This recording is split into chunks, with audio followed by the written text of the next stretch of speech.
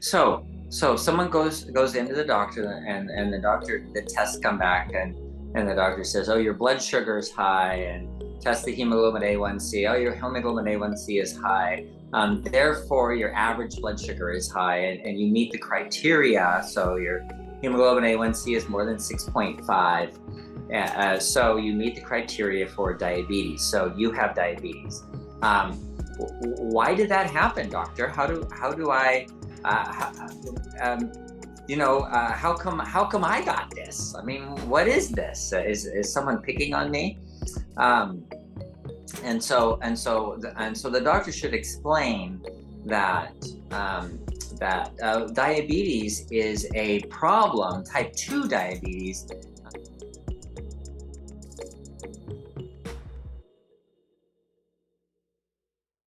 Hello, everyone. Oh, Better. there it is. All right, eyes on the road. Hi, guys. How are you? I'm going to get a bunch of messages from people that are worried that you're not paying attention to your driving. But, guys, he actually had the video off. But so he's not looking at it. So don't worry about it. He's good. Uh, Yep. Welcome, you guys, to the Fixed Blood Sugar webinar. I'm going to get us wrecking here on Facebook. Fixed Blood Sugar webinar. I was doing some editing yesterday of some of our videos, you guys. And if you are not watching the replays on Barton webinar on our YouTube channel, I'm just telling you, you are missing out because there is so much good information there about. I mean, if you think about all of the random things that we have actually talked about, and I mean health wise, you can get a wonderful education there. And so I just highly recommend that you check it out. Go to bartonwebinar.com. There's a link to our YouTube channel where you will find all of the information. Lots of good stuff from Dr. Saunders. And we are talking about our heart, we're talking about blood sugar numbers, but then we also talk about all of these different pieces that are affected by those parts of our body, or those our blood sugar, all the different things that may be impacted. And oh my gosh, even going back to our first webinars, from 3-4 years ago, whatever it was, like that information is good stuff. So anyway. It was funny. I went for the first time.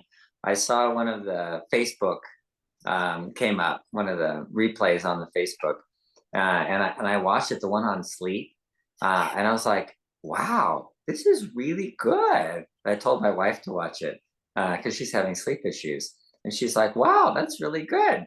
Out of hundreds of webinars, I've never watched a single one. That was the first time I actually watched one online. And yeah, going back, it's really good. Oh, such good information. And I love that you are always researching things. You're open to changing your mind about things. Not a lot of stuff I don't think have you ever changed your mind of. I can only think of one thing, maybe vitamin D. I think you had done a lot of research into that and maybe changed your thoughts about that a little bit. Not that it isn't important, but just the way the body absorbs it, I think, in the sun. That might be Right. something you changed your mind on.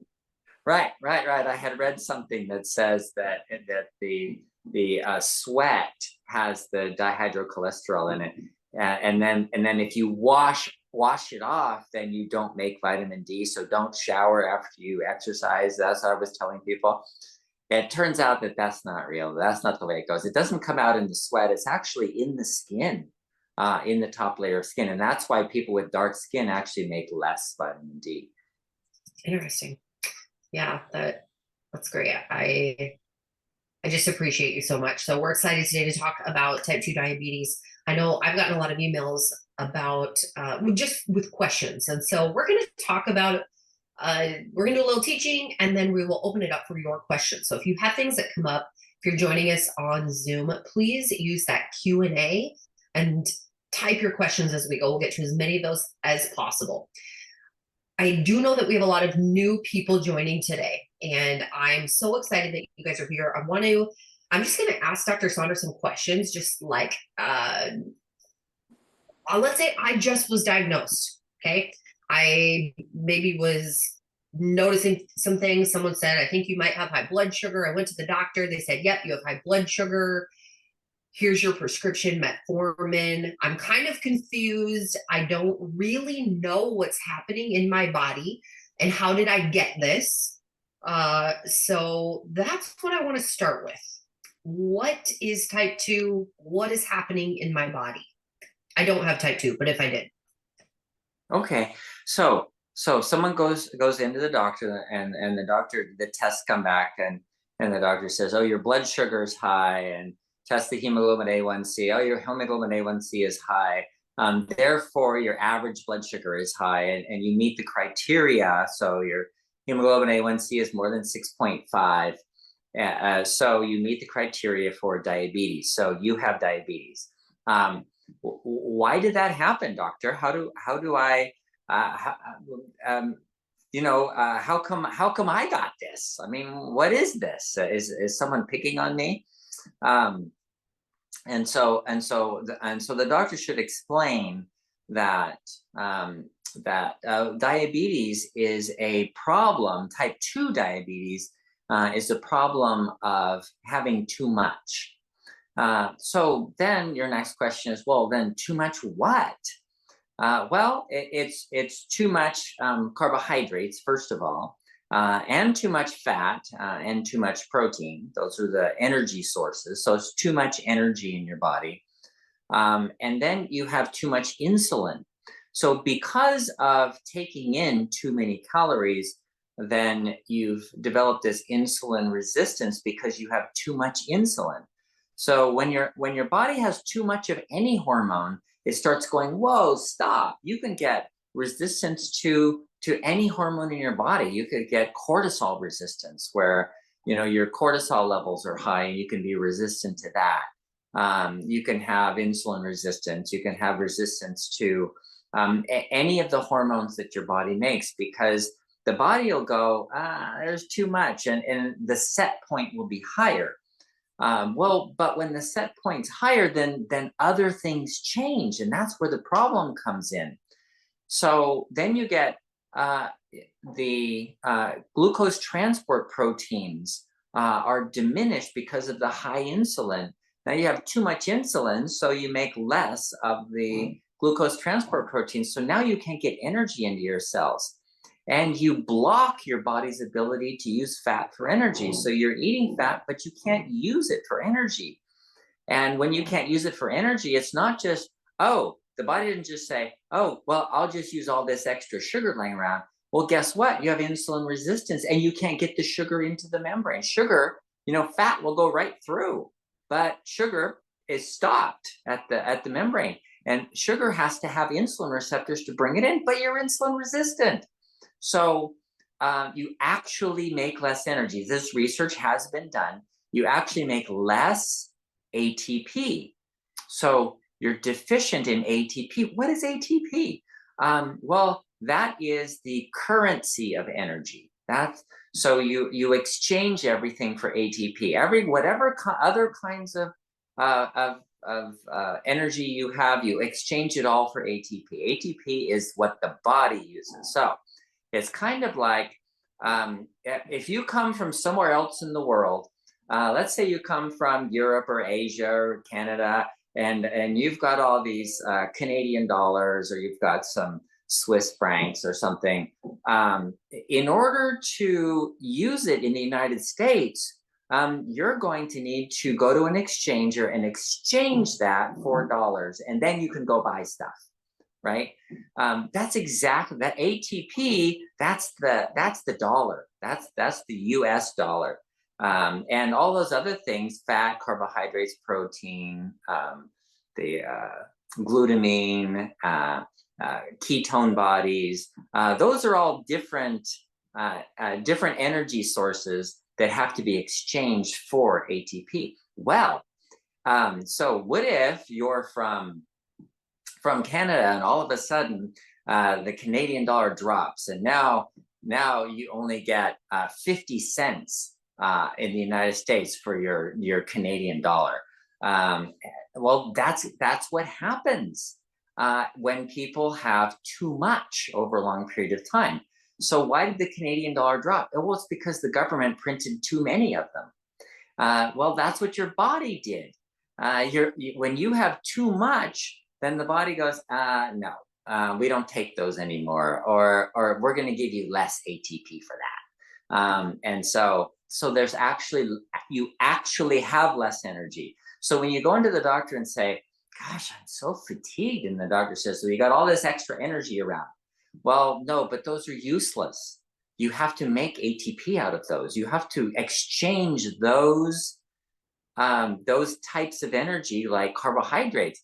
You how can you have diminished energy when you've got all this extra fat on your body and all these extra carbohydrates in your blood? Your blood is swimming with glucose, and you go, I'm fatigued.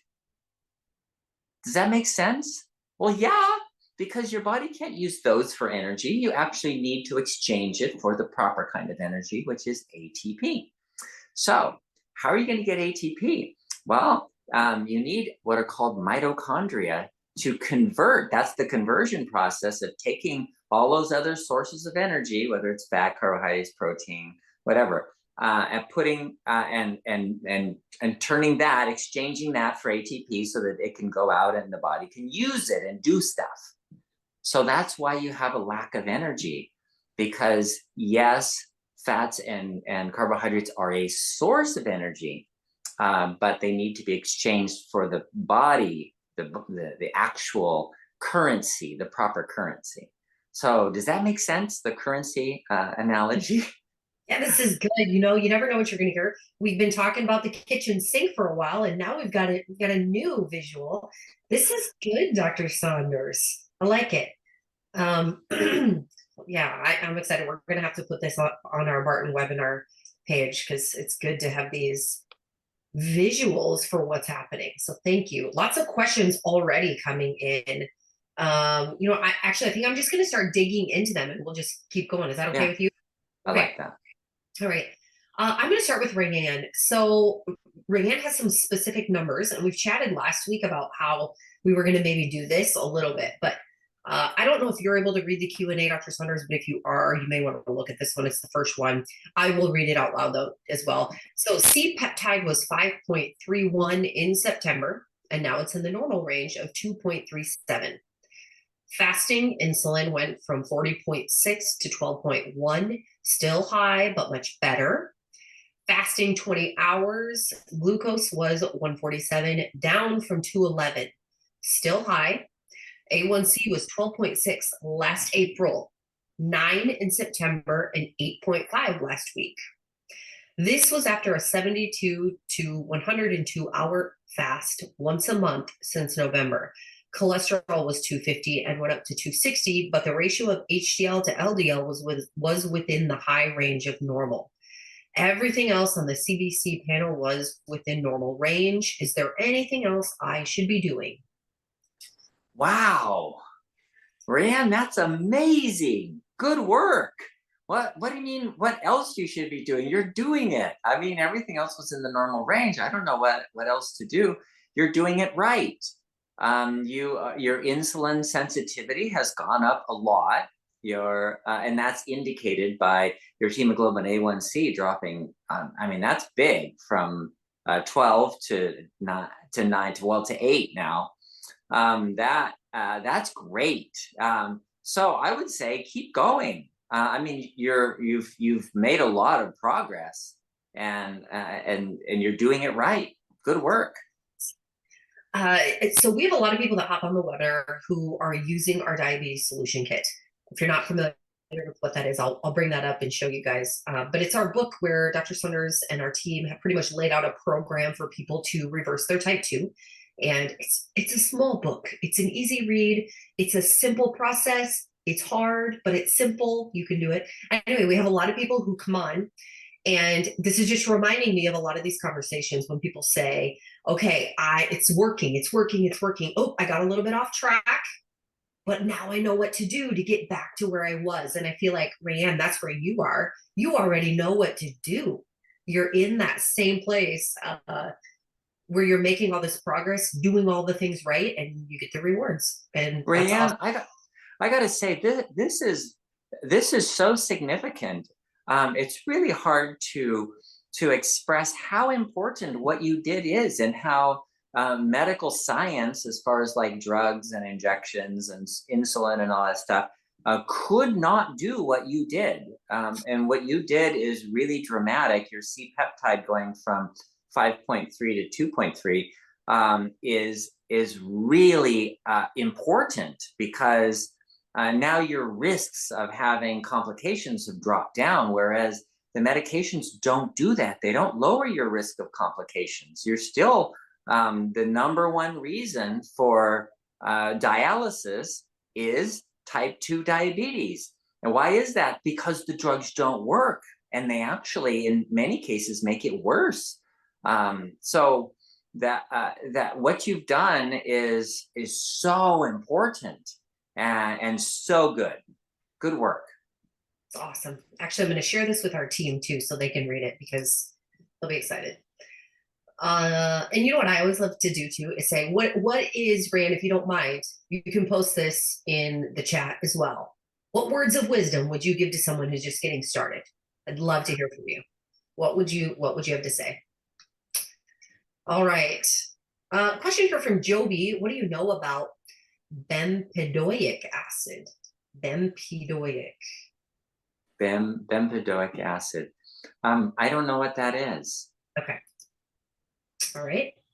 Rand says, it just seems like no matter what I eat, the blood sugar spikes up and it takes forever to go down. And before you answer or talk about that, I did have a question come in. One of our YouTube video or viewers said, really good blood sugar, morning blood sugar is good. It does spike after I eat. So what should our levels jump up to after we eat? And then how long does it take for it to come back down? What are you okay with? So how far can it go after you eat, and how long does it take for it to come down? Okay. Yeah. So if it goes up to 120, that's probably clearly within the normal. If it goes up to 150, that's way too high. 130 is a little on the high side. 120 is okay, and it should come back down within an hour. That's the expectation. Okay, that's good. All right, here we go. Lourdes says, what is the name of the watch that reads the blood sugar? Oh, I don't know, but I looked it up and I don't recommend it. It doesn't really read blood sugar. It's not using the blood at all. It's actually using secondary measurements like heart rate, and it's guessing what your blood sugar is. It really doesn't tell you what your blood sugar is. So does your heart rate go up then when your blood sugar increases? Is that typical? Yeah, a lot of people get that. Okay. Yeah. So I would bet that maybe the watch isn't quite where we want it to be now, but I bet they'll improve it. So just like all technology, it's almost like, okay, just wait a little bit, they'll improve it a little bit more, I bet. But you know what, Joe, I think Joe actually had to hop off, but he did send a message to our team this week and said, very soon there will be a continuous glucose monitor that you can purchase over the counter. I should find that. I'm going to look for it. Have you heard of that, Dr. Saunders? Yes. I don't think it's available yet, but it's supposed to be out this year. Oh, here it is. Yeah, and OTC. Yeah, I think it's life changing. I have someone with type 1 diabetes, and she's been pushing back against getting a CGM. She ended up in the hospital because she went off her diet and everything, and just had DKA. Was in the hospital, and they're like, "You could have died," and so they put a CGM on her, and now she can monitor it all the time. And it's like she goes, "Oh yeah, I just had my latte in the morning and it went up," and I'm like, "Yeah, there you go. Now you can see what different things do to affect you." I know. I would like one. I would like one as well. Okay. I saw a message come in here. Okay, so Tom said, I have a friend that had undiagnosed diabetes. He lost his sight when his A1C was 24. Wow. Yeah, your A1C is 24. That pretty much means your average blood sugar is around 500. Yeah. Wow. Yeah, you can So lose let's your talk about sight. that a little bit. undiagnosed, I would assume that at that point you're noticing some things, I would think, right? Wouldn't you have some symptoms? Yeah, usually, often the first symptom is just urinating frequently. You're like, I'm thirsty all the time, and I'm just peeing like crazy. I drink and pee and drink and pee and drink and pee, and it's just like never gets better. And that's often a sign of type 1 diabetes. Someone who gets that high and can have a hemoglobin A1C of 24 is not likely to have type 2, undiagnosed type 2. They're more likely to have type 1. Oh, interesting. Yeah, he said he had a lot of symptoms, but he ignored them and he is blind today. It's a good reminder, Tom, for all of us, just how important it is to pay attention to the things that are going on in our body, right? Thank you for sharing that. And I'm sorry, that's terrible. Okay, I'm gonna move on to some more. Okay, Roy had mentioned here, there could be more questions up here. I should really go back to the top. Okay, I'm gonna go to the questions here. Um, Q&A again is the best place for me to manage questions, guys, because what happens is in the chat, they'll get posted, and then if somebody else posts, it just keeps moving up, and then I don't see them. So, all right, we did that one. Okay, Julia says that she has type 1 diabetes. What thoughts or what can you share with us about type 1? Okay, so everything I told you about before about having too much sugar, too much insulin, or too much sugar, too much insulin, too much fat, all of that applies to type 2. Type 1 is the opposite. It's not enough. Not enough insulin, not enough insulin ultimately, so that you can't get sugar into the cells. And so your cells are starving to death. It's not that they're overloaded with sugar like in type 2. Type 1 is there's nothing in there. And because you can't get any sugar across the membrane because you don't have any insulin. That's type 1. So first of all, I would say be sure you have type 1. Make sure you do a C-peptide test. And the C-peptide test is it's a protein that's part of the insulin when it's first excreted that comes from the pancreas. So if you have C-peptide, you are making insulin. And that's the insulin that comes from your pancreas. So you're injecting insulin. That's not going to show up on the C-peptide test. Whereas if you were to do an insulin test, it would show up. So make sure you do that C-peptide test because that tells you if you have any chance of going off insulin or not. Because if you have positive C-peptide, if it's like 1, or 0.5 is like something but not enough, then you can find out why the pancreas isn't putting out enough insulin. Sometimes it's on autoimmune disease, which is fixable.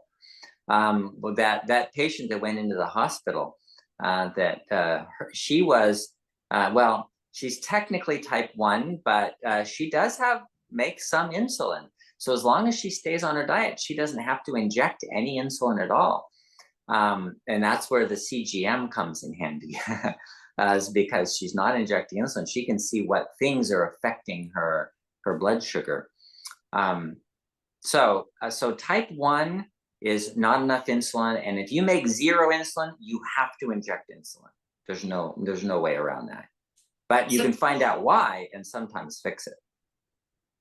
Okay, so I'm hearing you correctly then saying that some autoimmune disorders can cause type 1?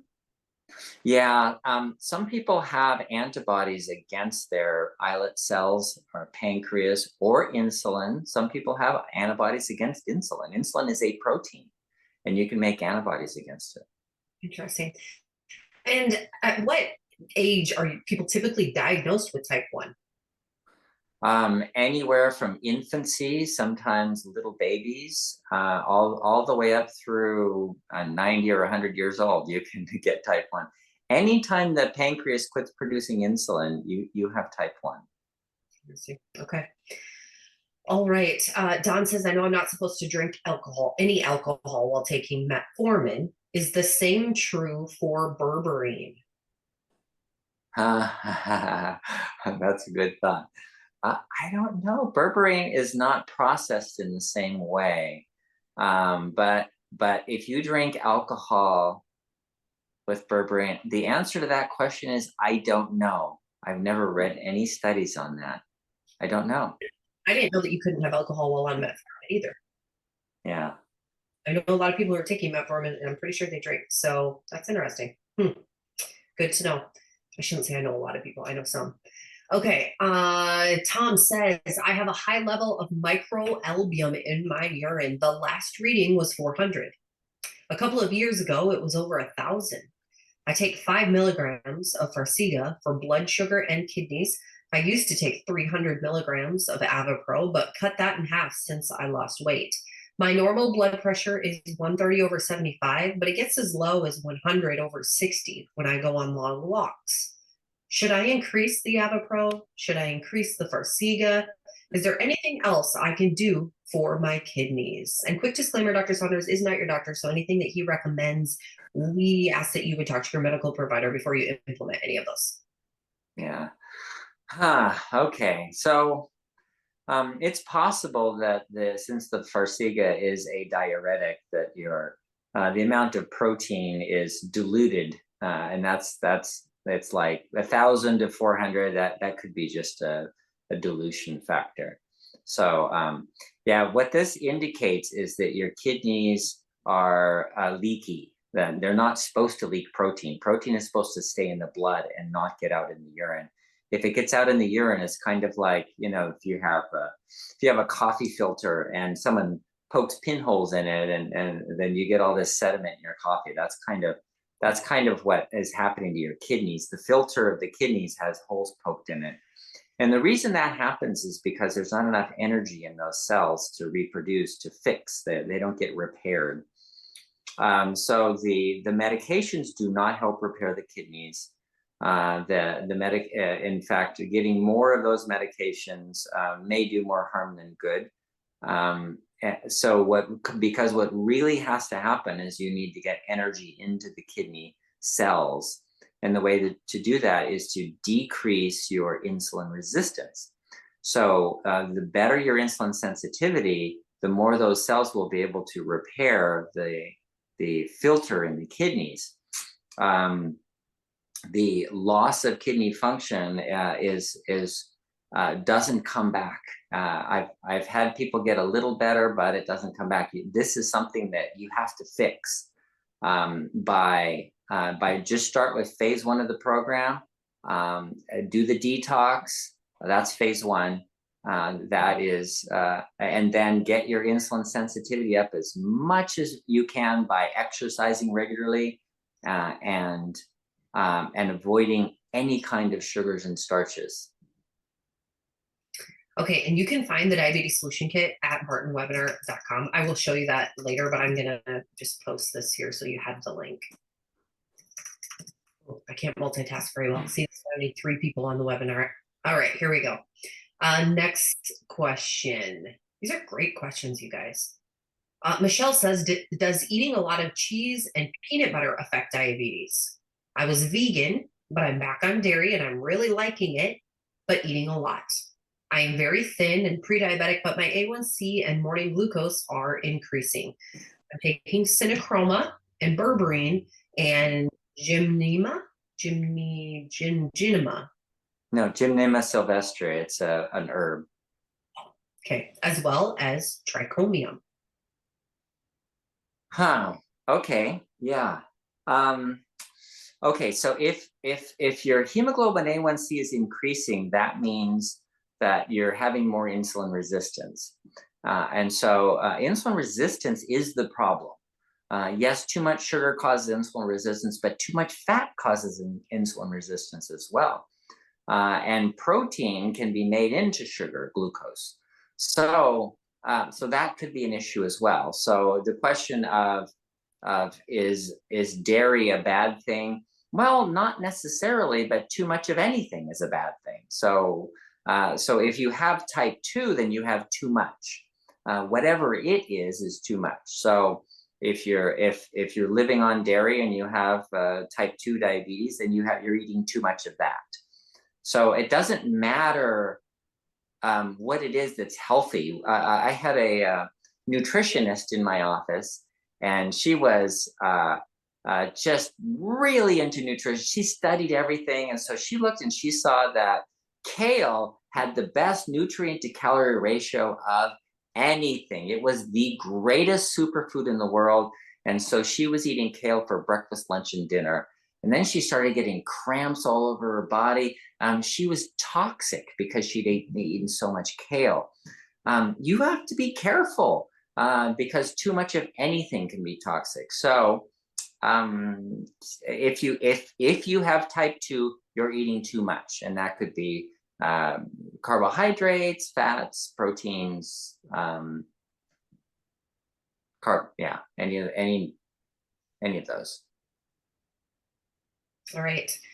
Anonymous said pre-diabetic, A1C 5.9, 195-pound male, 79 years old.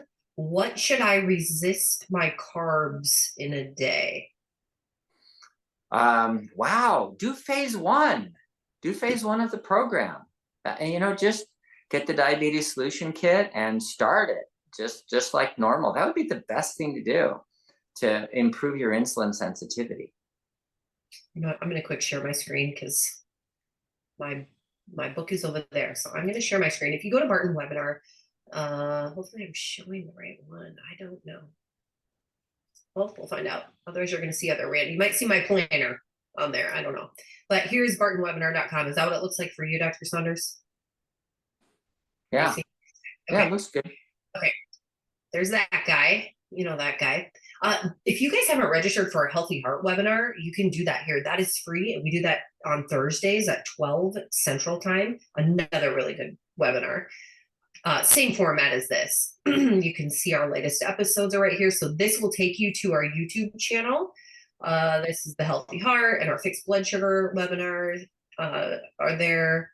Our most common asked questions are here on the site, all of our recommended products. And then down here, you'll see the diabetes solution kit. And so you can purchase that here. If you use code webinar25, that is one word, you'll save 25% on everything here. And check this out, guys. This is just back in stock. In fact, I should have said this right away at the beginning. First of all, Fiber Greens back in stock. It's been out of stock for a while. I also want you to note it is now in this lovely, or it's no longer in a canister, it's in a bag. So look at that. It's a remodel. Anyway, enjoy that. That's kind of fun. All right, I'm going to stop this. There we go. But again, code webinar25 to save 25%. All right, here we go. Oh, Beverly's back. Hello, Beverly. Hi, everyone. It's Beverly from Virginia. I got truly startled by the numbers that my doc got yesterday. And I wonder if Dr. Saunders can help me to understand. I began the diabetes detox in January when my A1C was 6.1. It still is, even though I have been a good girl and I've lost 15 pounds, moved to phase 2, even done intermittent fasting, and now at no more than 30 to 60 grams of carbs per day. Asked for insulin and C-peptide tests this time, and I think these numbers define insulin resistance. So insulin, 47 something, and C-peptide at 9 something. Somewhat discouraged. Help. Okay, thank you. All right, Beverly, this is awesome. So here you have an issue with someone who has a blood sugar that's not diabetes. It's pre-diabetes at 6.1. It hasn't changed a lot. Someone who's lost weight, doing better, did phase 1, lost some weight, but there's still an issue here. And the issue here is the insulin resistance. There's a lot of insulin resistance here. When you have insulin of 47, that's over the top high. That your pancreas is putting out a ton of insulin to try and get your blood sugar down. It's trying to work so hard. So there's a couple of things to be concerned with here. And one is the C-peptide at 9, that's really high as well. And intermittent fasting is a great way to handle this. And then 30 to 60 grams of carbohydrates a day. But so consider other possibilities. One is we've talked a bit. We've had several webinars on stress. The stress hormones will make you insulin resistant. They drive up your C-peptide, they drive up your insulin. And so cortisol is the primary hormone that does that. So this could be a stress-induced problem. That could be part of it. Another thing that can do this is fat. Remember, fat can make you insulin resistant. So even though you don't technically have diabetes, if you're eating a lot of fat in your diet, that could affect it too. Since you're doing some intermittent fasting, if you eat in the morning and don't eat at night, that works a lot better too. We've talked about the 6-10 reset. So you can do your intermittent fasting, have like a 5-hour window of eating from 7 a.m. to noon, and then don't eat anything, or don't put anything in your mouth after noon. All you can drink some water. And that helps a lot, as compared to if you ate the same number of calories and ate after noon, you would get more insulin resistance. So that's another thing to consider. So consider those things of how much fat you're eating, how much stress you have, and when you're eating, because sometimes just switching that from afternoon eating to morning eating will change everything. All right. Great question here from Whitney. What about the carnivore diet as a detox diet? Any thoughts? I have had people do that, and they do really well on it, and I don't have a problem with that at all. It's not a bad detox. But remember that don't eat too much, and look out for things like gravies or sauces. Some people, they're on the carnivore diet, but they're putting barbecue sauce on everything, or it's ketchup or something like that, which is just full of sugar, and so you're getting a lot of fat and sugar. So if you're truly a carnivore diet, it actually could work. Just don't eat too much. All right. Kathy says, can you fast when you have the dawning effect? Yes. Okay. So for everybody, the dawn effect is when you wake up in the morning, your cortisol goes up and insulin resistance goes up with it. And so the blood sugar goes up. And fasting during that time, that's a great time to fast. If you're fasting like for the full day or whatever. If you're going to only eat one meal, then you go ahead and eat the morning meal. If you're going to eat 2 meals, make it breakfast and lunch. But yeah, you can fast if you have the dawn effect. That would be just fine. All right. Forgive my pronunciation here, but Sienna says, my PCP said C-peptide test is used for testing type 1 diabetes, and I'm type 2. First of all, any thoughts about that? Okay, so the C-peptide test is to determine, so your doctor's looking at it as a yes or no question. Is yes, you make insulin, or no, you don't make insulin. That's what he's talking about, the type 1, type 2. However, if you have type 2, then the C-peptide test, like we've already seen here, people who have come up and said, my C-peptide is 9. Well, 9, that's a lot of insulin that your pancreas is putting out. And so it's really useful to see if you have excessive amounts of insulin, which is why people, they don't lose weight, or they're actually gaining weight even on whatever program they're having, because the high levels of insulin actually stop you from using fat for energy and make you store more fat. Okay, and then Sienna also said, I have been pre-diabetic since 2012, and my A1C went up to 6.7. So my PCP asked me to take metformin since 2022. I followed your phase 1 program from May of 2023, and I lost a lot of weight to 106 pounds recently. I am 5 feet high and a 68-year-old female. Am I underweight? Can I do intermittent fasting now to keep my fasting glucose intake? The last reading was 95. Wow, well, fasting glucose of 95, that's pretty normal. Um, that's really good. You've done a great job. So the question is, are you underweight? Well, technically, I think so. 5'6", 5.5 feet high. That's 5'6" at 106 pounds. Um, that's pretty thin. Your body mass index is less than 20. So can you do intermittent fasting? Absolutely. The longer your stomach is empty, the better. But just, eat good meals, like eat 2 meals a day, or something like that, and just skip dinner. But yes, you can do intermittent fasting. And then yeah, just decrease glucose. But check your C peptide to see if you're making insulin, because people who lose that much weight, sometimes it's because they don't have enough insulin. Remember, insulin makes you put on weight and doesn't let you use fat for energy. So people with a lot of insulin resistance don't lose weight that well.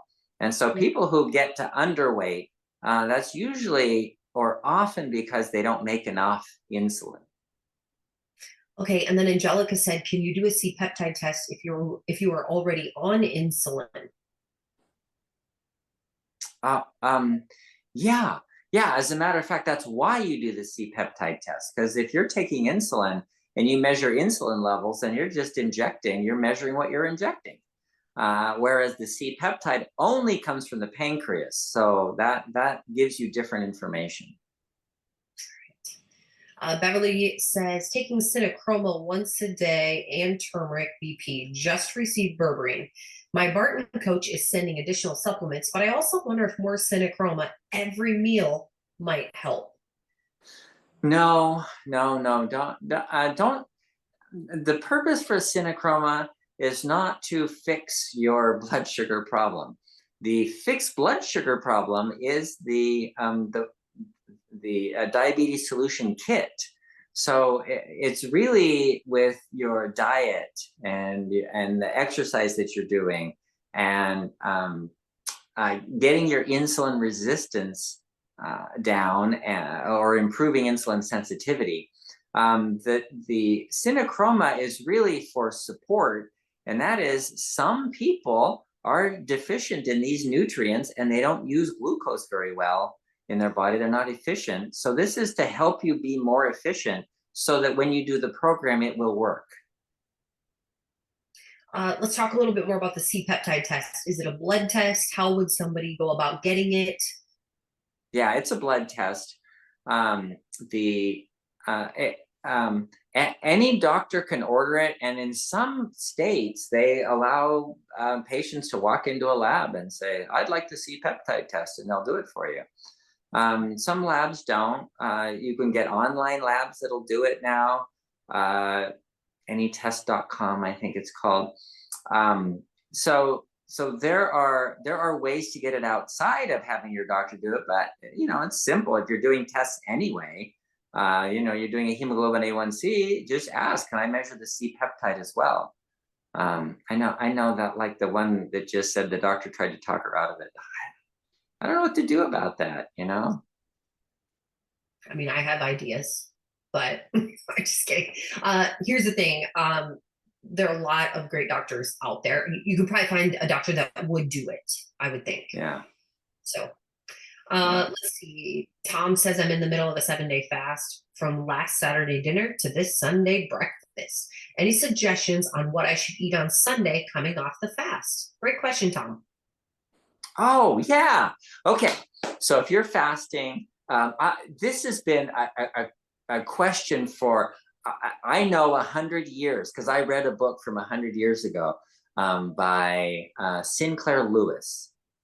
No, Upton Sinclair. Sorry, Upton Sinclair wrote a book, and he's a Pulitzer Prize winning author, and it's called The Fasting Cure.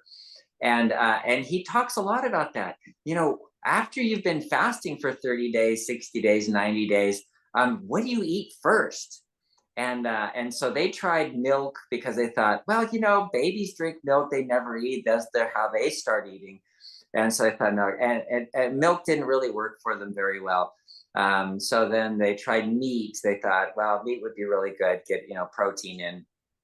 That didn't work out well. It turns out the best thing after you've been fasting is to have a lot of fiber. So if you eat fruits and vegetables, they digest really easily. They start growing the good bacteria in your intestines right away. So you're getting those prebiotics, the prebiotic fiber that goes through through your small intestine into your large intestine and starts growing the good bacteria. So you get good bacteria growing in there. So that seems to be the best. So anything, fruits or vegetables, or vegetable soup or something like that would probably be the best way. I want to say that when I did my 8-day fast, I think I had black beans for the first meal. This was a little while ago though, so I don't remember for sure, but I think it was. It's kind of interesting. Okay. Oops, already did that one. Let's see. William says, I've eliminated bread, rice, potato, sweeteners, juices, diet sodas, so many things, and replaced them with some of the food choices found in the diabetes solution. And I'm having success with using Synachroma and fiber greens. I find that the biggest problem is getting past myself. What can you tell others about how to get past their own limitations and fears in order to get to be successful? It was not easy to get started. No, it's not. And what's really interesting? You asked Rianne Hofkin about her about what recommendations she has, and she says, just keep trying with the fast. Start your fast after a big lunch. Then when you get hungry, go to sleep. When you wake up, you're not hungry. Then just keep telling yourself you did 24 hours. Now you can keep going. You did 48 hours, then you're halfway there. Before you know it, it's 72 hours. That kind of thing where I like the way I was talking with an orthodontist, the dentist, and she was saying how if they try to move a tooth and they push really hard to try and move a tooth, the tooth will either break or pop out.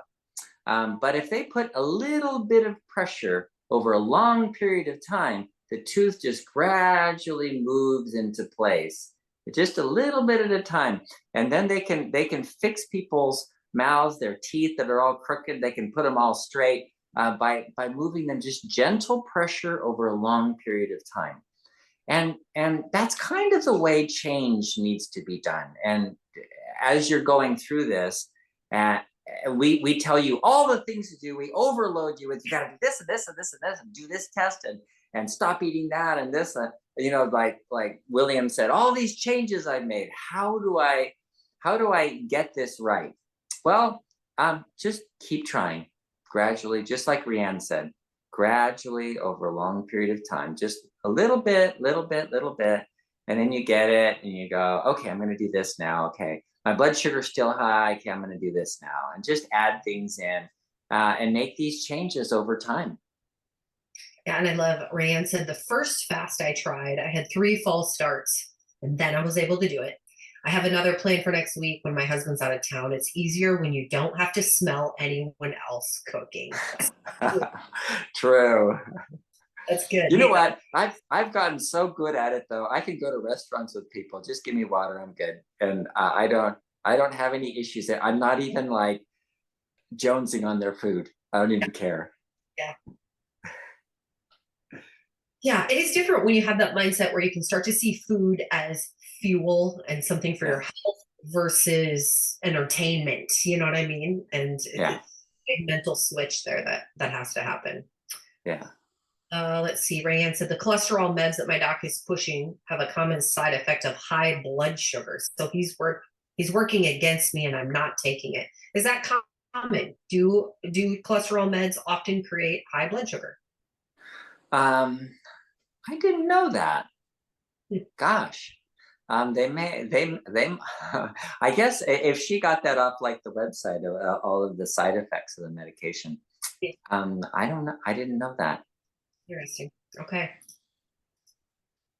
All right. Richard says, do A1C levels increase naturally with age, regardless of diet and exercise?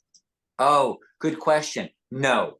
The answer to that question is no. Absolutely. Don't accept that as you're just getting old and yeah, everybody has this problem. No, no, no, no. It gets higher with age because people stop exercising.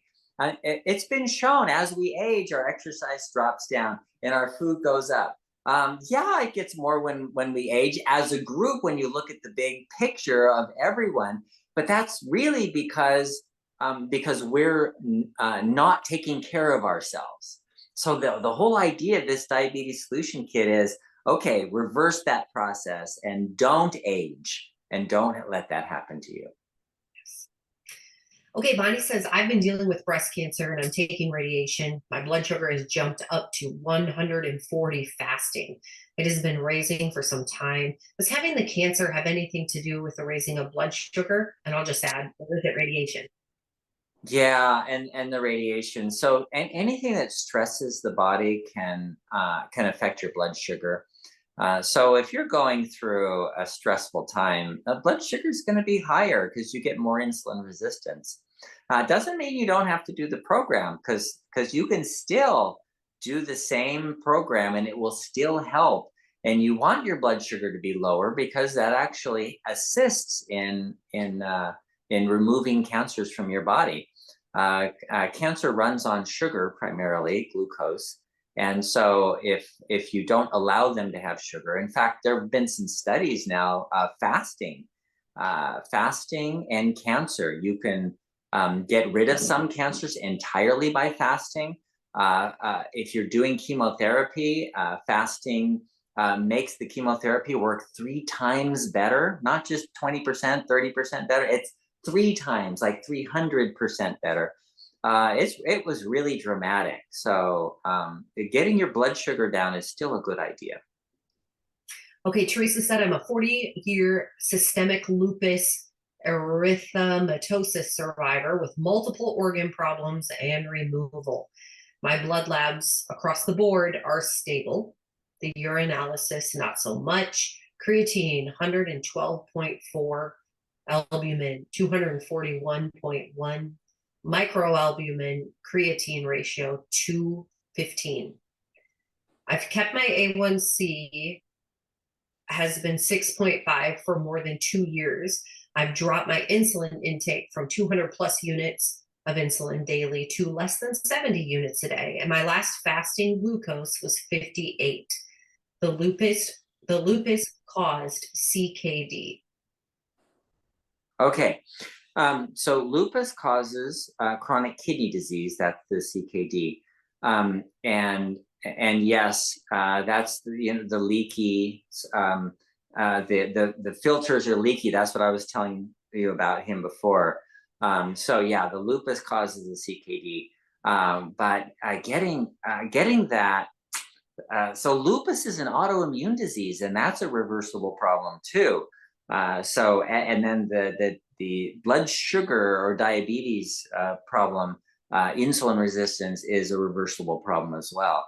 So I think you should work on both of those and save your kidneys. Right. Running out of time. Anonymous said, have recently been put on insulin because of extremely high blood sugars, which seems counterintuitive because of insulin resistance. I'm inclined to just stay with metformin until I have more progress with your program.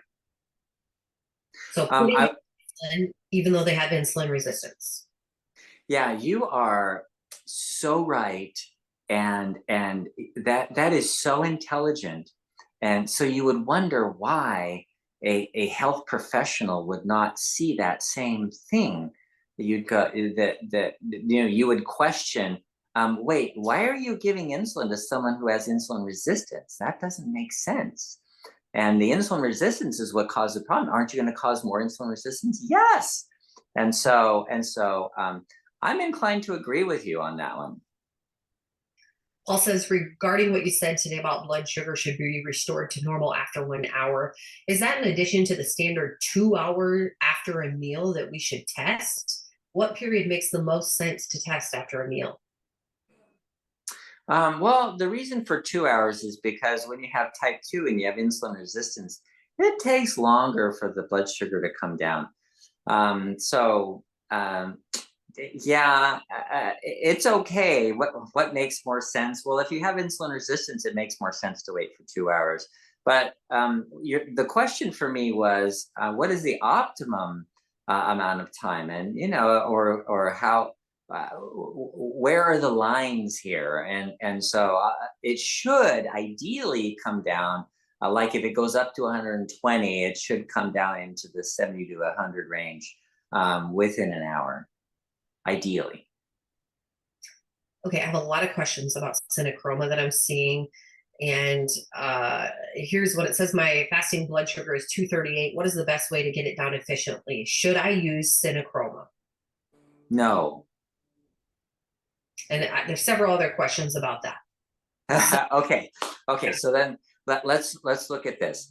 The purpose for synachroma is a support for people who may be deficient in these nutrients, because if you have type 2, that's one of the possibilities that you may be deficient in the nutrients.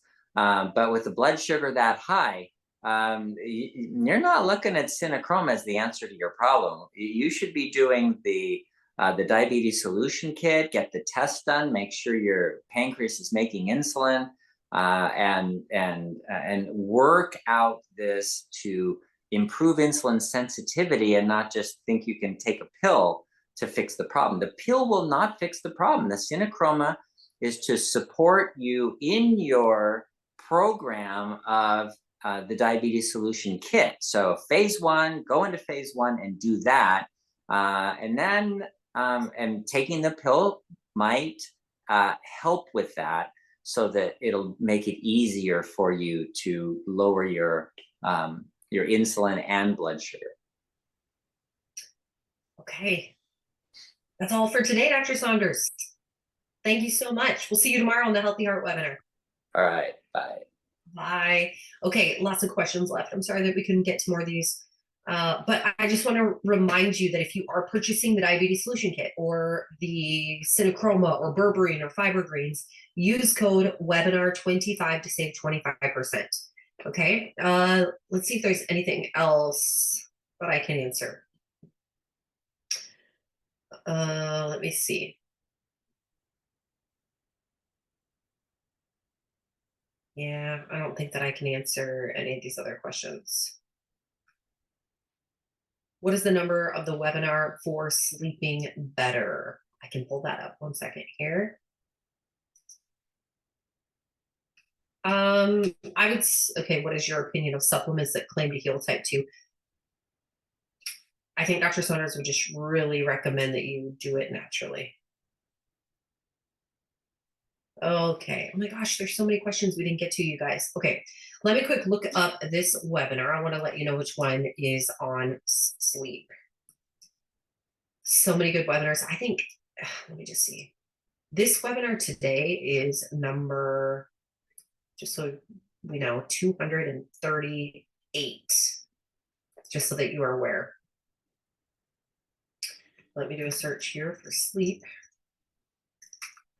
The effect of sleep on the body. Okay, so we've done quite a few of these. They go back to, actually, we just did a Healthy Heart webinar, episode 49. Actually, you know what? That's not even posted yet. But that will be posted very soon. The Power of Sleep is episode 195. You can find that. Actually, I'd recommend that. The Power of Sleep, episode 195. And then within the next week, the effect of sleep on the body.